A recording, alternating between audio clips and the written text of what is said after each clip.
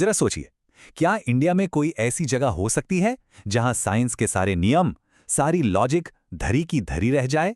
सुनने में अजीब लगता है ना? पर उड़ीसा के पुरी में जगन्नाथ मंदिर की कहानी कुछ ऐसी ही है। एक ऐसी जगह जो अनगिनत चमत्कारों और रहस्यों से भरी पड़ी है। तो चलिए एक बहुत ही सीधे से सवाल से शुरुआत करते हैं। क्या आज के ज़माने में भी चमत्कार होते हैं? ये सवाल थोड़ा अजीब लग सकता है, पर जगन्नाथ मंदिर की कहानियां सुनने के बाद शायद हर किसी के मन में यही सवाल आएगा, क्योंकि यहां जो होता है ना, वो विश्वास की हर सीमा को तोड़ देता है। तो आइए सबसे पहले बात करते हैं उन रहस्यों की जहां साइंस और आस्था, मतलब विज्ञान और विश्वास आमने सामने आ जाते हैं। और मजे की बात यह है कि इस जगह पर अक्सर विज्ञान को ही हार माननी पड़ती है। तो देखिए स्क्रीन पर दो सबसे हैरान कर देने वाले रहस्य हैं। पहला, मंदिर का झंडा।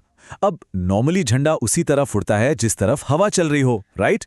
पर यहां ये झंडा हमेशा हवा से उल्टी दिशा में लहराता है, मतलब फिजिक्स के सारे नियम फेल। और दूसरा, ये जो 214 फीट ऊंचा गुंबद है, इसकी परछाई दिन के किसी भी वक्त जमीन पर बनती ही नहीं। सोचिए जरा, कैसे हो सकता है ये? इसका जवाब आज तक किसी के पास नहीं है। पर रुकिए, मंदिर के बाहर के ये रहस्य तो सिर्फ एक ट्रेलर हैं।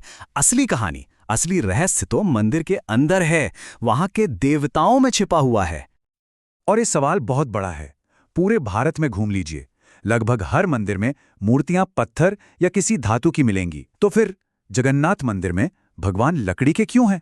ऐसा क्यों है? इसी सवाल का जवाब मंदिर के सबसे गहरे, सबसे बड़े रहस्य से जुड़ा हुआ है। तो जवाब साइंस के एक बेसिक से नियम में छिपा है।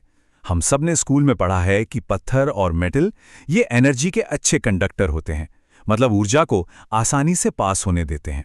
वहीं लकड़ी एक बैड कंडक्टर है, वो ऊर्जा को रोक लेती है। और यही पूरी बात छिपी है। मान्यता यह है कि इन लकड़ी की मूर्तियों के अंदर कोई बहुत ही शक्तिशाली ऊर्जा का स्रोत है, जिसे सिर्फ लकड़ी ही अपने अंदर कंट्रोल करके रख सकती है। लेकिन सवाल ये उठता है कि आखिर वो शक्तिशाली ऊर्जा का स्रोत है क्या? बस यहीं से ये कहानी एक ऐसी पुरानी कथा में बदल जाती है जो बताती है कि लकड़ी की मूर्तियां बनी ही क्यों।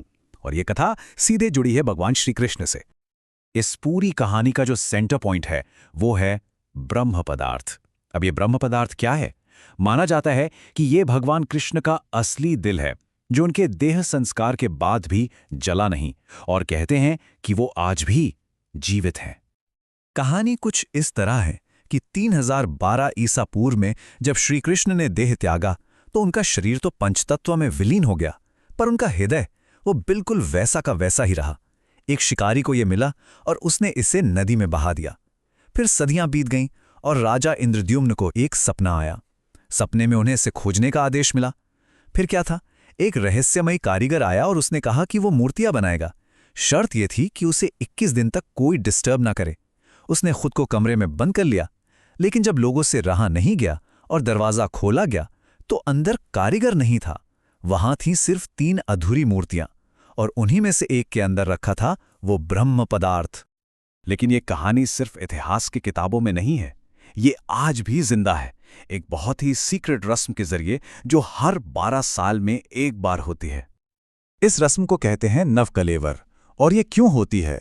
ऐसा मानते हैं कि ब्रह्म पदार्थ से इतनी जबरदस्त एनर्जी निकलती है कि समय के साथ लकड़ी की मूर्ति खराब होने लगती है, इसीलिए उसे बदलना जरूरी हो जाता है। और इस रस्म को निभाने का तरीका, मतलब कोई सोच भी नहीं सकता कि कितनी गोपनीयता रखी जाती है।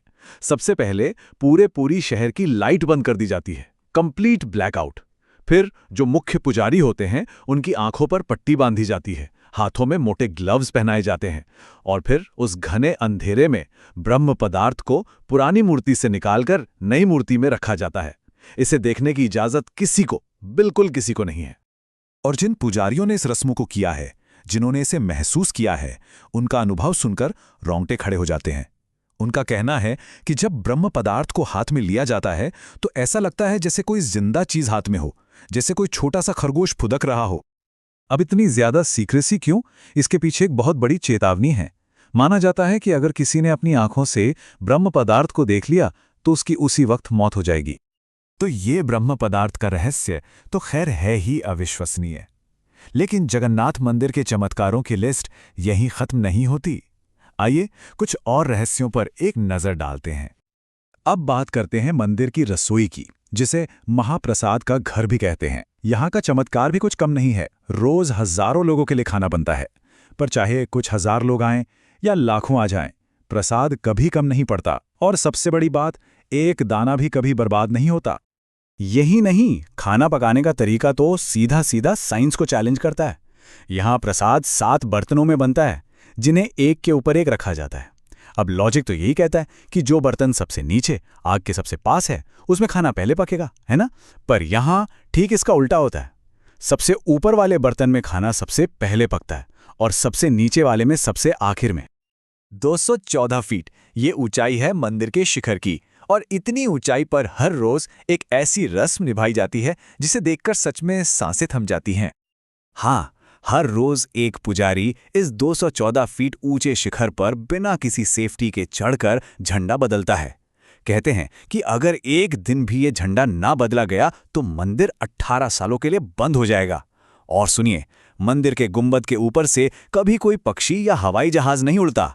और वो जो टॉप पर सुदर्शन चक्र लगा है, आप मंदिर के बाहर कहीं भी खड़े हो जाइए, वो हमेशा ऐसा लगेगा जैसे आपकी ही तरफ देख रहा हो।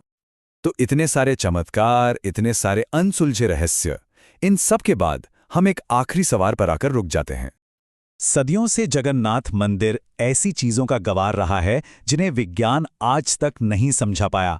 हवा के खिलाफ लहराता वो झंडा, कभी न खत्म होने वाला वो प्रसाद, और लकड़ी की मूर्तियों के अंदर धड़कता वो रहस्यमयी दिल। ये हर एक चीज एक ही सवाल की ओर इशारा करती है।